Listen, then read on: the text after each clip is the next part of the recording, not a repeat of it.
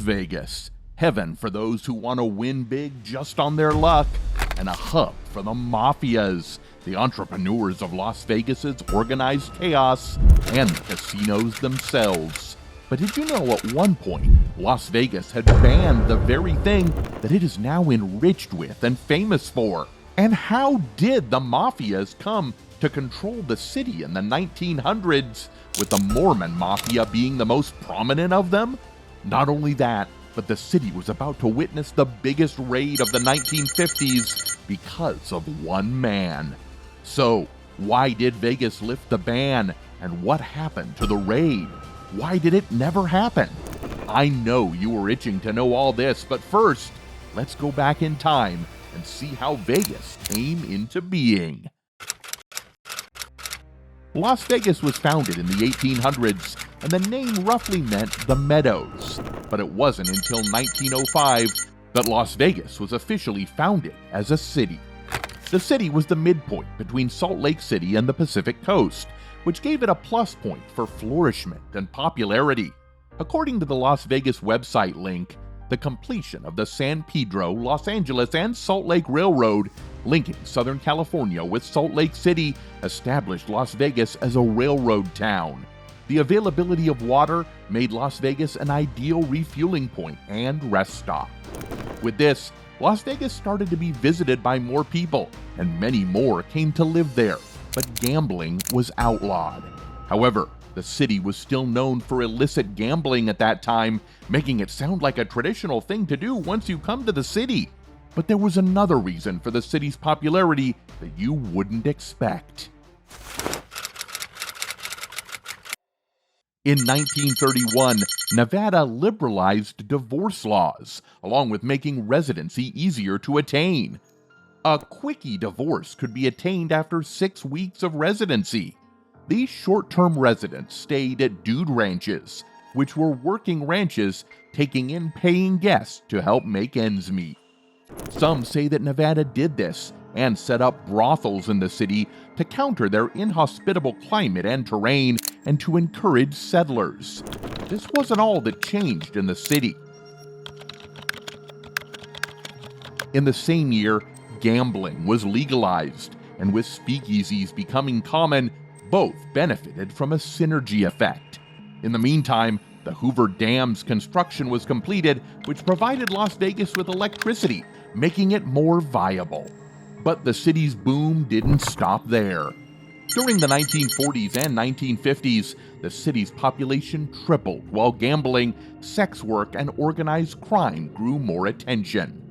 Bugsy Siegel, one of the most infamous Las Vegas criminals, opened up one of the first major casinos and hotel complexes in the city, the Flamingo, in 1946, and is known as the man who invented Las Vegas as we know it today. But the Flamingo didn't have a happy start. It lost $300,000 in its first week, and this figure isn't even adjusted for inflation. But there's a twist. The Flamingo wasn't Bugsy's idea, but that of the Hollywood Reporter's owner, Billy Wilkerson, who envisioned European-style casinos, and Bugsy and his partners just invested in it. But the idea flopped. The Flamingo closed after just 2 weeks. It reopened in 1947, with Bugsy kicking Billy out, and in June 1947, Bugsy was allegedly killed by his partners for not giving them an honest financial report. But it wasn't just Bugsy who had a part in building Las Vegas. There were others in his profession too. The Los Angeles Times writes, "The wink and the nod was always more insidious. Las Vegas, a town built by organized crime, abetted by violence, run by corrupt officials, its very roads and streets like a map to secret criminal behavior. Flamingo Road runs parallel to Sands Avenue, which runs parallel to Desert Inn Road, all of them running parallel to the criminals who paved them in the first place." Bugsy Siegel, Meyer Lansky, Mo Dalitz. You know their names because Omerta never really was a thing. No secrets are ever kept, no one ever stays quiet, but also because we started writing books and making movies about these guys, turning Las Vegas into the ultimate tourist cosplay experience long before cosplay was a word. locals started talking about how the place was better when the mob was in charge. Even though Flamingo wasn't successful, it paved the road for other casinos that came after. Casinos such as the Desert Inn and Thunderbird were some of the mob-financed projects. However, the investments were not bound, so they also invested for the greater good.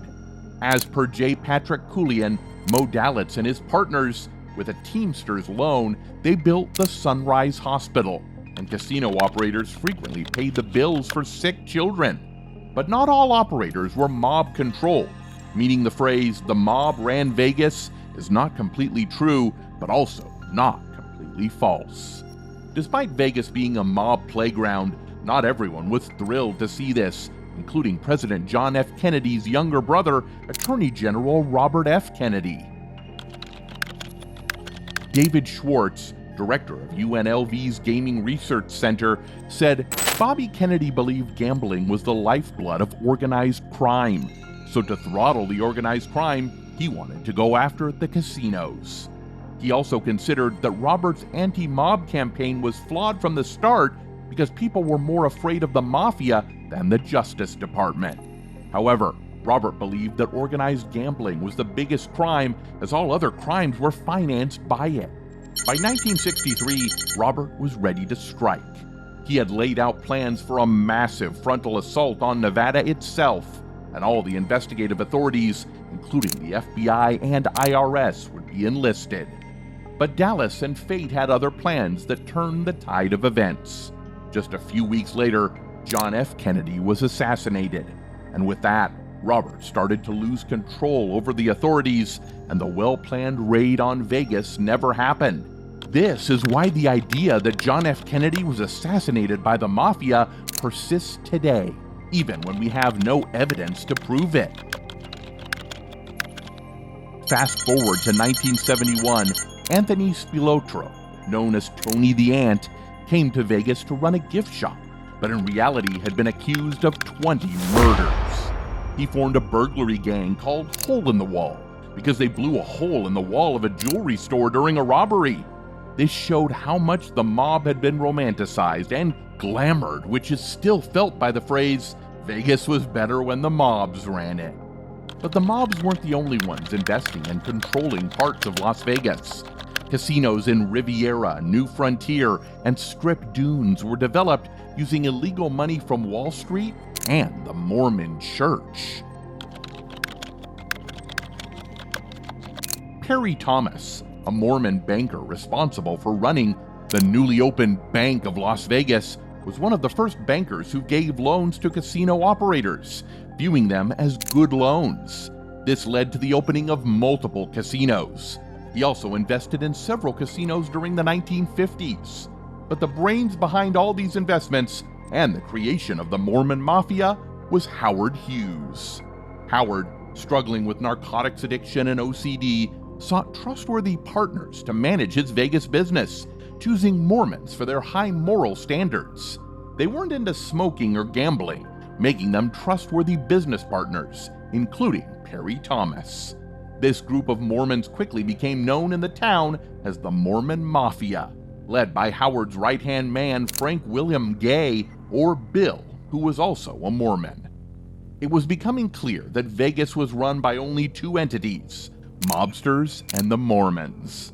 But Perry didn't just work with Howard. During the 1960s, many casino owners were getting old and were ready to sell. Perry was in the market to buy for Howard's sake and passed a bill in 1967 that allowed corporations to own the casinos instead of only individuals. This helped the notorious mobs running the casinos from the back seat through any corporation and depicted Las Vegas as a legitimate tourist destination. In the late 1970s, the FBI targeted syndicate mobs, including Anthony's Hole in the Wall. By 1981, Anthony's operations were broken up. Many of his gang members were arrested, and Anthony's childhood friend, Frank Culotta, joined the police in their investigation in a bargain marking the end of Anthony's rule on the streets of Vegas, and the mob started to exit the city because of several other crackdowns. The Mafia and Las Vegas have a rich history. The mob saw the city's potential for their benefit and invested excessively there, which was a win-win for both. But do mafias still run casinos or have a pressure in Vegas? Well, mobsters don't own the casinos these days, but it would be an exaggeration to say all crime ended during the 1980s. The Italian Mafia waved their farewell a few decades ago after operating a taxi business in Reno, and it's the last we've seen of the notorious Mafia. But some say that mobsters are still operating in Vegas, but have just taken a back seat to the action. I hope you liked the story. For more content, leave a like and subscribe.